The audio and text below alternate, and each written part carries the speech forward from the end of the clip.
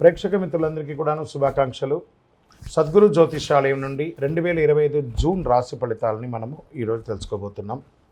మా ఛానల్ ద్వారా చూస్తున్నటువంటి ప్రతి ప్రేక్షక మిత్రులు కూడా మీ యొక్క అమూల్యమైనటువంటి సమయాన్ని ఇచ్చేసి చూస్తున్నారు కానీ కాస్త like and subscription and share చేస్తే మాకు ఇంకో కొంచెం ఎంకరేజ్మెంట్గా ఉంటుంది. రైట్, జ్యోతిష్ శాస్త్రీత్యా ద్వాదశ రాశుల్లో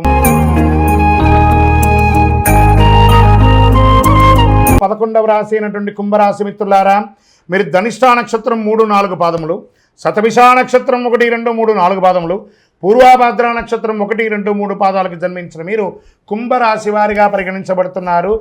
ఈ నెల మీకు శుభ ఫలితాలు ఎలా ఉన్నాయంటే, ఎలాగో 7.5 శని యొక్క ద్వితీయ భాగంలో ఉన్నారు మీరు.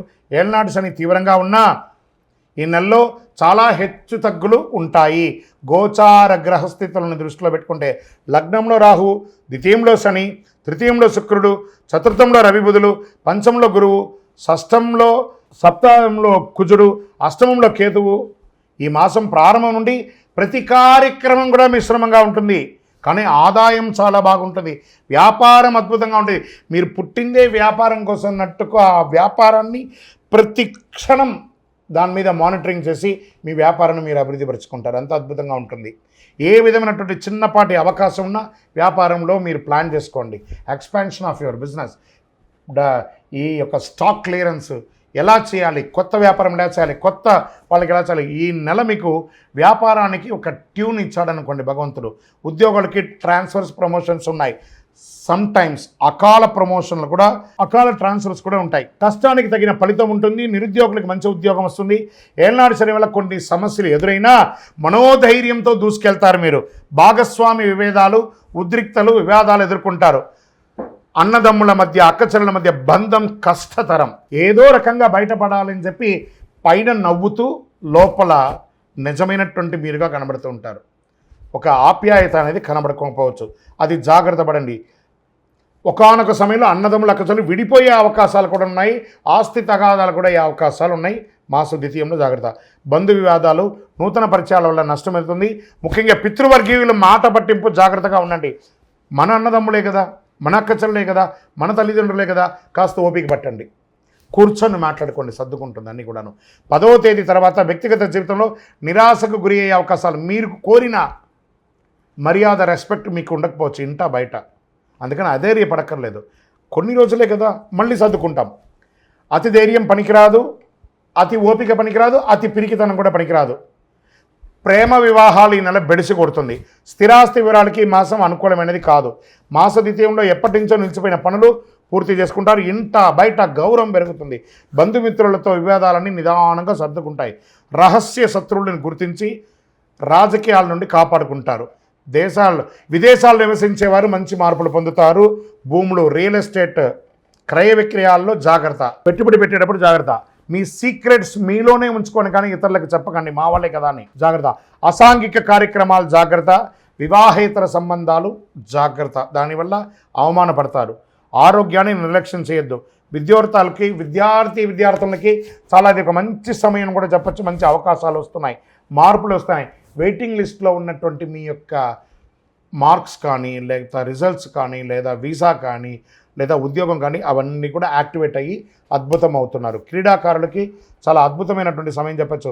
రాజకీయ నాయకులకి కాస్త మిశ్రమం అండి. ప్రజాక్షేత్రంలో వెళ్ళేటప్పుడు నోరు అదుపులో పెట్టుకోవడం మంచిది. తస్మాత్ జాగ్రత్త. షేర్ మార్కెట్ మిశ్రమం. మీడియా రంగం వారికి మిశ్రమం. ఐటీ రంగం వారికి కాస్త ఆశాజనకం. అదృష్టం రోజులు జూన్లో 1, 3, 7, 9, 13వ తారీఖులో బాగుంటాయి. అదృష్ట సంఖ్యలు 3 మరియు 7 బాగా ఉంటుంది. చంద్రాష్టమం 4వ తారీఖున 7:35 నుండి 6వ తారీఖున 8:06 రాత్రి వరకు చంద్రాష్టమం ఉంటుంది. జాగ్రత్త. ఆదిత్య హృదయం వినండి. విష్ణు సహస్రనామ పారాయణం చేయండి. సుదర్శన మహాయంత్రాన్ని ప్రార్థన చేయండి. పేద విద్యార్థులకి బట్టలు కానీ, పుస్తకాలు కానీ ఇవ్వండి. మీ ఇష్ట దైవంలో, కులదైవం దగ్గరికి పోయి మీ వయస్సు ఎంత ఉందో అన్ని దీపాలు వెలిగించండి.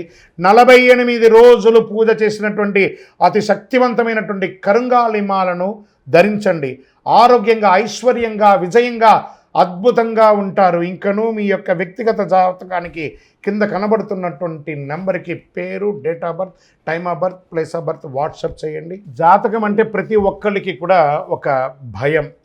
ఈ నెల నాకు ఎలా ఉంటుంది, వ్యాపారం ఎలా ఉంటుంది, ఉద్యోగం ఎలా ఉంటుంది, ఆర్థికంగా ఎలా ఉంటానని ఒక భయం ఉంటుంది. దాన్ని తీసేయడం కోసమే ఈ యొక్క నెలవారీ గోచార గ్రహస్థితులు.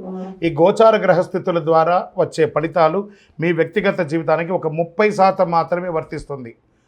మీ యొక్క వ్యక్తిగత జాతకం ద్వారానే సంపూర్ణ జాతకం అనేది వస్తుంది.